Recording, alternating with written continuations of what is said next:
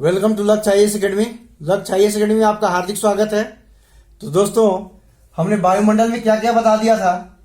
क्षोभ मंडल, समताप मंडल, मध्य मंडल और आयन मंडल, यानी इन तीन मंडलों के बारे में, जो वायुमंडलीय तीन परतें हैं, इनके बारे में हमने चर्चा कर चुका था। बचे हमारे कौन कौन? आयन मंडल और बहिर्मंडल, यानी आयोनोस्फीयर और एक्सोस्फीयर। तो अब हम बात करेंगे आयन मंडल के बारे में। आयन मंडल क्या है, कितनी मोटाई है, इसमें होता क्या है ना। उसके बाद बच गया बहिर्मंडल, तो इसके बाद हम उसकी चर्चा कर लेंगे। तो देखते हैं हम आयन मंडल के बारे में। मान लीजिए यहां से भी देखें तो आप देख रहे हैं पृथ्वी का जो सतह है, इससे 18 किलोमीटर तक क्षोभ मंडल, ठीक है। 18 से लेकर 50 किलोमीटर तक समताप मंडल, 50 से लेकर 80 किलोमीटर तक मध्य मंडल, और उसके बाद 80 से 640 किलोमीटर तक, 80 से 640 किलोमीटर तक किसको माना जाता है?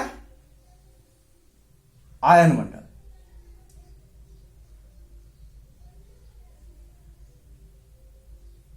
एक चीज दोस्तों, इसमें मैं उस वीडियो में कहना भूल गया था, याद रखिएगा, चूंकि टेम्परेचर पर इसका मोटाई थोड़ा डिपेंड करता है, यानी टेम्परेचर पर इसका मोटाई निर्भर करता है।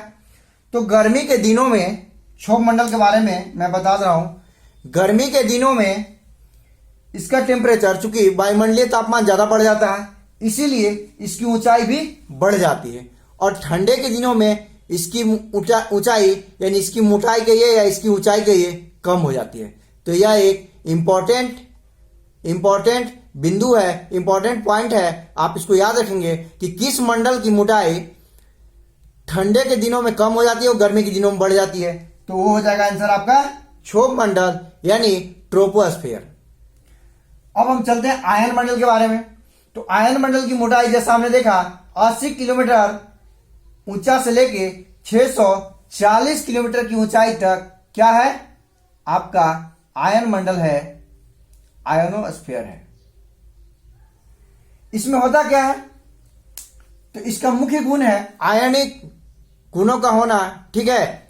आयनिक गुणों का होना इसका मुख्य गुण है कि इसमें आयनिक गुण पाए जाते हैं, ठीक है।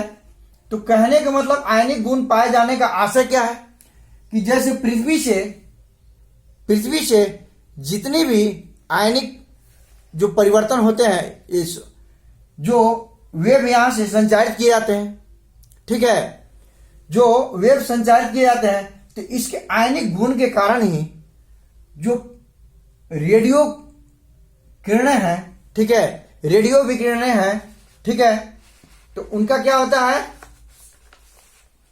रेडियो विकिरणों का यहां से परावर्तन हो जाता है, और उसमें जितने भी विकिरण हैं, ठीक है, आयनिक विकिरण, उनका प्रभाव होता है कि वे विकिरित हो जाते हैं यहां से आयन मंडल से टकरा के पृथ्वी की तरफ। और खास करके जो रेडियो तरंगे हैं, उनका विकिरण यहां से मोस्टली देखा जाता है।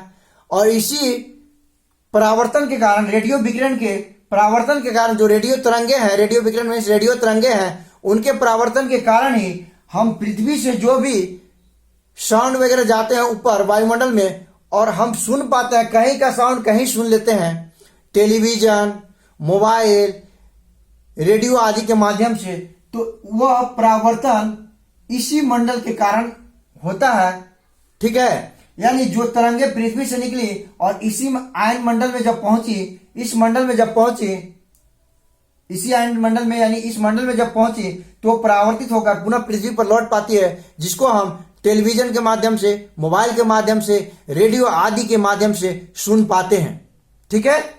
यानी इसमें मुख्य घटनाएं क्या हो गई? आयनिक घटनाएं हो गई, जिसके कारण जो आयनिक तरंगे हैं, आयनिक विकिरणें हैं, परावर्तित हो जाती हैं, और खास करके रेडियो तरंग विकिरित होती है, जिसको हम पुनः टेलीविजन, मोबाइल और रेडियो के माध्यम से सुन पाते हैं, ठीक है। आगे देखिए दोस्तों, इसके बाद बचा मेरा एक्सोस्फीयर, जिसको हम बहिर्मंडल बोलते हैं। इसको हम बहिर्मंडल के साथ साथ बाह्य मंडल भी बोलते हैं, यानी कहीं कहीं पर बहिर्मंडल मिलेगा दोस्तों, तो कहीं कहीं पर वायुमंडल। अरे ये तो संसार का नियम है कि एक चीज का कई नाम होते हैं, ठीक है, 2-3 नाम तो जनरली मिल ही जाते हैं। तो इसको याद रखना है कि बहिर्मंडल के साथ साथ वायुमंडल भी बोला जाता है और इंग्लिश में एक्सोस्फीयर बोला जाता है। इसमें होता क्या है दोस्तों, तो इसमें सबसे पहले देखते हैं इसकी मोटाई कितनी है। तो अभी हमने स्टार्टिंग जो वीडियो प्रारंभ किया था उसमें ही बताया था कि इसकी जो है एग्जैक्ट यानी जो रियल वास्तविक मोटाई अभी तक ज्ञात नहीं है, अभी तक ज्ञात नहीं है, ठीक है।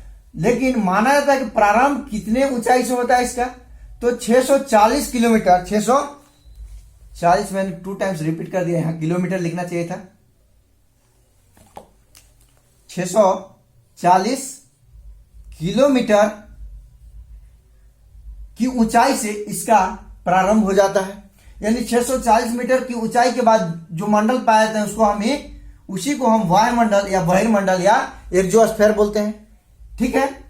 इसमें क्या होता है कि चूंकि यह सबसे ऊपर की परत है, तो भाई ऊपर कौन सा जाएगा, जो हल्का होगा, यानी जो हल्के गैस होंगे वही इसमें इस मंडल में पाए जाएंगे।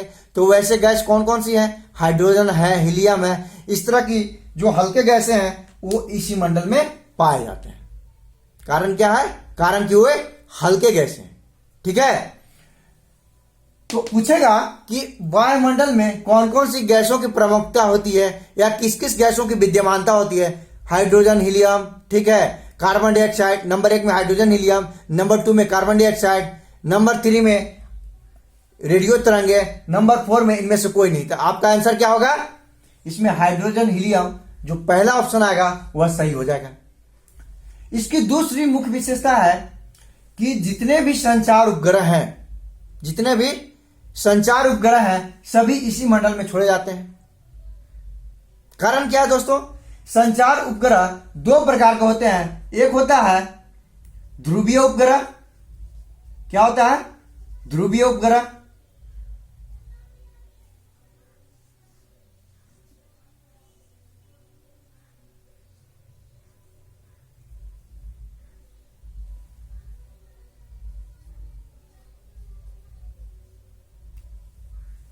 यानी पोलर सैटेलाइट बोल सकते हैं।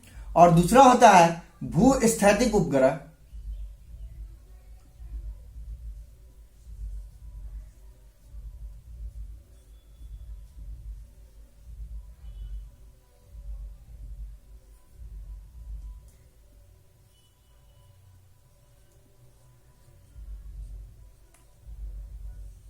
और ये दोनों अलग अलग ऊंचाई पर छोड़े जाते हैं। दोनों ही उपग्रह हैं, दोनों ही सैटेलाइट हैं, ठीक है। तो ये क्या किसकी बात करें हम, संचार उपग्रह की। तो दोनों अलग अलग ऊंचाई पर छोड़े जाते हैं। यह कितना 700 से 1100 मीटर की ऊंचाई पर छोड़े जाते हैं। कहीं कहीं पर 700 से 1200 किलोमीटर, 700 किलोमीटर से लेकर 1200 किलोमीटर मिल जाएगा, तो कहीं कहीं 700 से लेकर 1100 किलोमीटर तक मिल जाएगा। तो ध्रुवीय उपग्रह 700 से 1200 किलोमीटर की ऊंचाई तक या 700 से 1100 किलोमीटर की ऊंचाई तक छोड़े जाते हैं। वहीं दूसरी तरफ भूस्थैतिक उपग्रह जो है यह हमेशा 36,000 किलोमीटर की ऊंचाई पर छोड़े जाते हैं। कितने, 3600 किलोमीटर की ऊंचाई पर छोड़े जाते हैं। 3600 किलोमीटर से ऊपर छोड़े जाते हैं। तो जितने भी संचार उपग्रह हैं सभी इसी में छोड़े जाते हैं। तो ऑप्शन अगर कहीं आएगा, क्वेश्चन आएगा कि संचार उपग्रह किस मंडल में छोड़े जाते हैं, नंबर 1 में देगा क्षोभ मंडल, दूसरा में देगा समताप मंडल, तीसरा में देगा आयन मंडल, चौथा में देगा बहिर्मंडल। तो आपका आंसर क्या हो जाएगा, बहिर्मंडल। लेकिन दोस्तों अगर बहिर्मंडल नहीं दिया हुआ है तो वहां पर आंसर आयन मंडल हो जाएगा। तो आंसर हम क्या लगाएंगे, आयन मंडल, ठीक है। यानी इसमें मुख्यतः 2 चीजों की प्रधानता हमने बताया, एक संचार उपग्रह बताया, ठीक है, और दूसरा हमने क्या बताया कि जो हल्की गैसें हाइड्रोजन और हीलियम है उन सभी हल्की जो गैसें हैं उनकी विद्यमानता इसी मंडल में पाई जाती है। तो दोस्तों हम उम्मीद लगाते हैं कि सारे चीज याद हो गए। एक बार मैं फिर से समराइज करना चाह रहा हूं। क्षोभ मंडल में सबको पॉइंट वाइज, ठीक है, पॉइंट वाइज आप करके लिख लेंगे। जैसे लिखेंगे क्षोभ मंडल इतना पॉइंट, समताप मंडल इतना पॉइंट, मध्य मंडल इतना पॉइंट, आयन मंडल इतना पॉइंट, जैसे ऐसे 4 भागों में बांट लीजिए।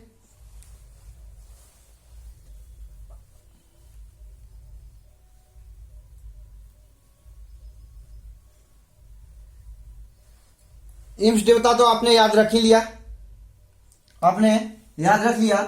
इंश देवता यानी वायुमंडल की जो परतें हैं वह इंश देवता के रूप में विद्यमान है।